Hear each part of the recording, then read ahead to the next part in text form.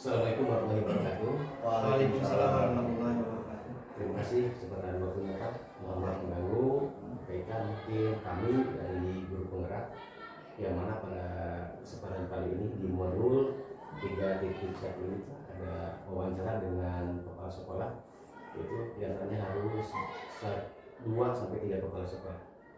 Mungkin untuk berkaitan dengan wawancara, saya sendiri ikut dari SMK 3 Banjar. Setelah diri saya dua dan Saya Tojin dari SMK 3 Banjar. satu kita saya untuk melanjutkan berkaitan dengan pertanyaan dengan modul 3.1 mungkin akan disampaikan oleh Pak Tojin. Kami persilakan. Ya, terima kasih Pak Ijen. Barangkali bisa langsung saja Pak ya untuk Boleh, memperhatikan waktu. Yang pertama, selama ini bagaimana Bapak dalam mengidentifikasi kasus-kasus yang merupakan dilema etika dan rujukan moral, Pak? Ya. Terima kasih pertama atas kehadiran rekan-rekan dari calon guru penggerak ya, yang datang ke SMK Negeri 3 Banjar untuk mewawancarai saya, dan kebetulan pada ini kedatangan 3 orang calon guru penggerak ya. Adapun apa yang disampaikan oleh Bapak Wapas semuanya terkait dengan apa tadi dikatakan. Jadi selama ini Pak, bagaimana Bapak dapat mengidentifikasi kasus-kasus yang merupakan kasus dilema etika dan rujukan moral, Pak? Ya, terima kasih. Nah, kasus identifikasi daripada kasus yang menyangkut dengan dilema etika dan moral pada kalau saya secara pribadi sebagai kepala sekolah, yang pertama adalah mengidentifikasikan daripada kegiatan etika dan moral seperti itu adalah diberikan contoh kepada anak-anak kami sehingga apa yang dimaksud dengan etika dan apa yang dimaksud dengan moral. Nah, itu barangkali sebagai salah satu contoh identifikasi daripada itu. Dari situ dimunculkan beberapa contoh tentang bagaimana yang disebut dengan etika dan bagaimana yang disebut dengan moral. Etika itu adalah salah satu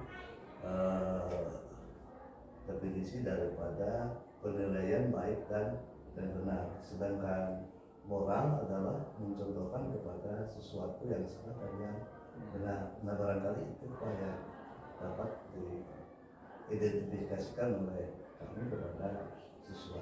Ya.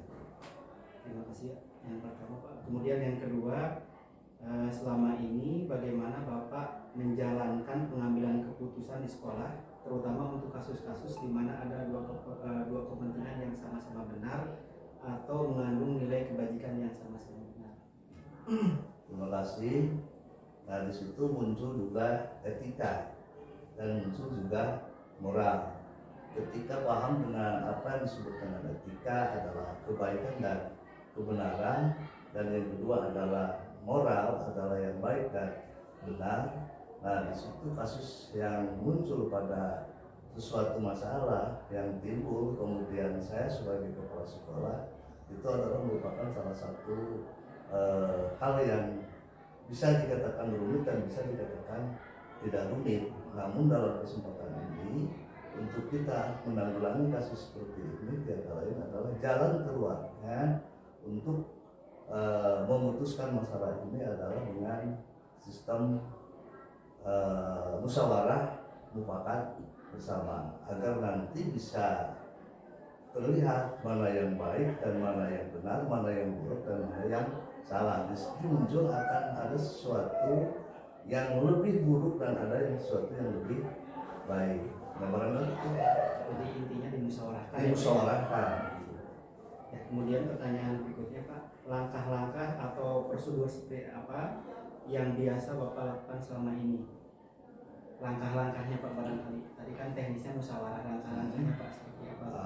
Langkah-langkah pelaksanaan kegiatan seperti itu, kami pertama melakukan hubungan dengan tim manajemen kami yang ada di sekolah, yaitu tim manajemen itu adalah satu Wakasek, yang kedua dari tata usaha, itu kemudian pemangku jabatan yang ada di sekolah, baik itu komite dan lain sebagainya. Nah, dengan langkah-langkah itu barulah akan muncul beberapa kemungkinan tentang etika atau budaya atau moral yang ada di sekolah. Barangkali langkah-langkahnya seperti itu. Jadi langkah-langkah untuk menentukan dan bisa melihat etika yang bagus dan moral yang bagus tiada lain adalah dengan langkah-langkah seperti itu, memanggil, berembuk dengan para manajemen dan pemangku jabatan yang ada di sekolah. Nah, itu barangkali Pak. Ya, jadi melibatkan manajemen sekolah ya, semua yang terkait dilibatkan. Kemudian pertanyaan berikutnya, hal-hal apa saja yang selama ini Bapak anggap efektif dalam pengambilan keputusan pada kasus-kasus di bidang etika, Pak? Hal-hal apa saja yang selama ini Bapak anggap efektif dalam pengambilan keputusan? Hal-hal yang seperti itu yang dapat diambil keputusan oleh kami, salah satunya adalah dengan munculnya beberapa kebiasaan budaya. Misalnya kita melakukan budaya salam setiap hari, ya. Kemudian yang kedua, membuat sesuatu yang transparansi baik di bidang keuangan ataupun di bidang yang lain, melakukan sesuatu yang terbuka terhadap orang banyak. Itu pun adalah salah satu merupakan kasus yang bisa kami dianggap efektif. Sehingga dengan kegiatan-kegiatan seperti itu, berbuat baik pada orang lain, kemudian menghargai orang lain, itu pun adalah merupakan salah satu yang efektif untuk melakukan kegiatan yang tadi. Itu barangkali Pak. Ya. Kemudian dilanjutkan Pak ke pertanyaan berikutnya, hal-hal apa saja yang selama ini merupakan tantangan Pak, tantangan dalam pengambilan keputusan pada kasus-kasus di bidang etika? Tantangannya cukup banyak sebetulnya. Yang pertama adalah di bidang administrasi, baik itu administrasi keuangan dan sebagainya, itu pun adalah merupakan salah satu tantangan untuk menjelmakan etika.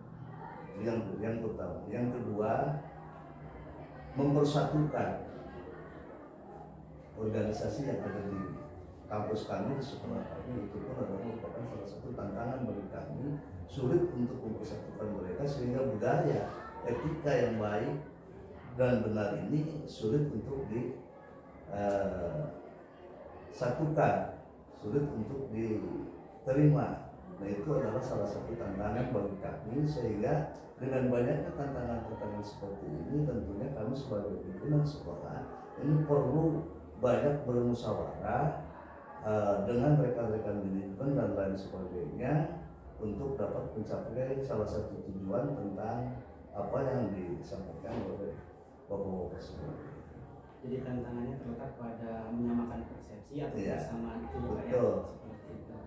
Ya.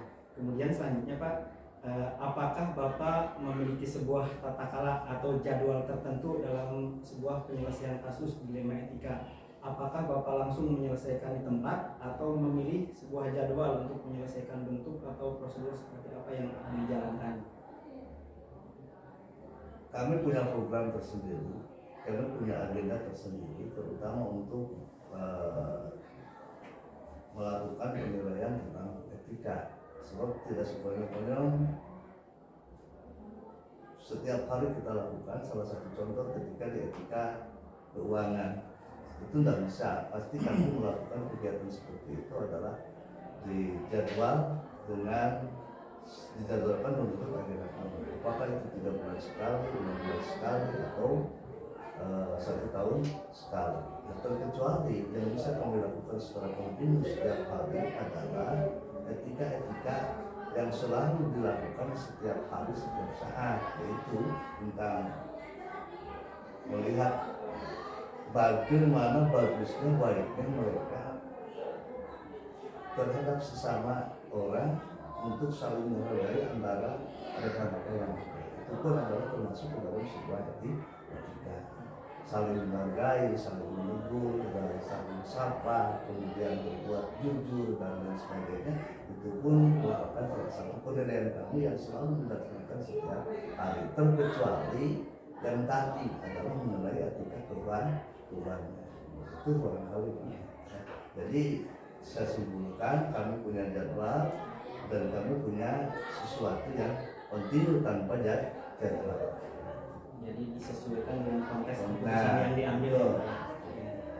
Yang selanjutnya Pak, adakah seseorang atau faktor-faktor yang selama ini mempermudah atau membantu Bapak dalam pengambilan keputusan dalam kasus-kasus dilema etika? Faktor-faktor yang mempermudah atau seseorang yang membantu Pak? Kira-kira seperti apa? Faktornya banyak, bagi membantu juga banyak. Pertama tadi sudah saya katakan bahwa faktor yang pertama adalah saya sebagai pimpinan ini perlu menyampaikan sesuatu yang benar, yang jelas, yang jujur terhadap masyarakat kami, yaitu masyarakat sekolah. Itu faktor yang pertama. Yang kedua, faktor yang kedua adalah kami banyak berbicara dengan banyak bertanya dengan rekan-rekan, yaitu dengan rekan-rekan migran. Itu faktor-faktor untuk menumbuhkan etika yang ada di sekolah. Jadi sebagai kepala sekolah bukan ini adalah salah satu hal yang perlu mengeluarkan etika yang bagus, memberikan yang terbaik, melakukan yang terbaik, memberikan contoh yang terbaik. Itu pun adalah salah satu faktor untuk bisa menembus kepada rekan-rekan agar etika tumbuh di sekolah. Jadi dengan kata lain memang kerjanya kerja tim ya Pak, Kerja yang tim. berlandaskan pada budaya positif. Betul. Nah, selanjutnya yang terakhir ini Pak, dari semua hal yang telah disampaikan, pembelajaran apa yang dapat Bapak petik dari pengalaman Bapak mengambil keputusan terkait dengan dilema etika? Pengalaman saya selama memimpin di sekolah yang notabene sudah bukan hampir 20 tahun saya menjadi kepala sekolah, dari mulai 3 tahun di swasta, kemudian sekarang ini sudah menginjak ke 16 tahun di negeri. Sebetulnya banyak sekali pengalaman ini dalam hal menentukan kebijakan kami, terutama tentang apa tadi? Dilema etika. Yang pertama, tumbuhnya adalah bukan dari orang lain, tapi tumbuhnya dari kita sendiri. Sebelum mampu menumbuhkan, sebelum tumbuh dari kita sendiri, orang lain tidak akan bisa melakukan sesuatu. Jadi intinya kepala sekolah, pimpinan manajemen di sekolah yang pertama adalah harus memberikan yang terbaik agar mereka nanti bisa mencontoh, bisa melihat kepada kami. Jadi dilema yang utama adalah kalau kita masih berperilaku yang dinyatakan buruk, otomatis orang lain akan menilai buruk. Nah, tantangannya adalah kita harus berbuat baik selamanya terhadap masyarakat sekolah. Itu barangkali. Terima kasih barangkali Pak, itu pertanyaan yang perlu kami sampaikan ke Bapak. Mohon maaf kalau seandainya kami mengambil waktunya Bapak. Karena akan ditutup sama Pak Haji.